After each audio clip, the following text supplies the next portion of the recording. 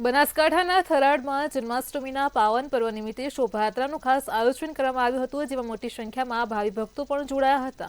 આ સાથે જ બનાસકાંઠાના થરાદમાં મટકી ફોડનો કાર્યક્રમ પણ યોજાયો હતો। રામજી મંદિરથી શોભાયાત્રાનો પ્રારંભ થયો હતો, તેમજ શહેરના મુખ્ય માર્ગો ઉપર આ શોભાયાત્રા પસાર થઈ હતી, જેમાં યુવાનો, વિવિધ પાર્ટીઓના પદાધિકારીઓ સહિતના લોકો પણ હાજર રહ્યા। આ શોભાયાત્રા પછી મટકી ફોડ કાર્યક્રમમાં શ્રેણલ યુવક મંડળ દ્વારા 30થી વધારે મટકીઓ ફોડવામાં આવી હતી।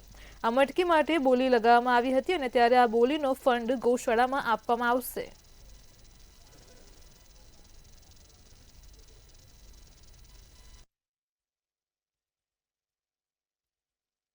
જ્યારે જ્યારે અધર્મ વધે છે આ ધરતી ઉપર, પાપીઓ ખૂબ વધી જાય છે, રાક્ષસો ખૂબ વધી જાય છે।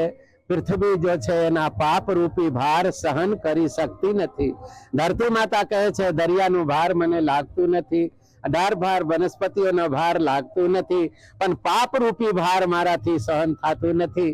તો જ્યારે જ્યારે આ ધરતી ઉપર પાપ વધે છે, અધર્મીઓ बढ़े છે, ત્યારે ત્યારે પરમાત્મા કોઈ ને કોઈ સ્વરૂપ ધારણ કરીને આ ધરતી ઉપર પ્રગટે છે।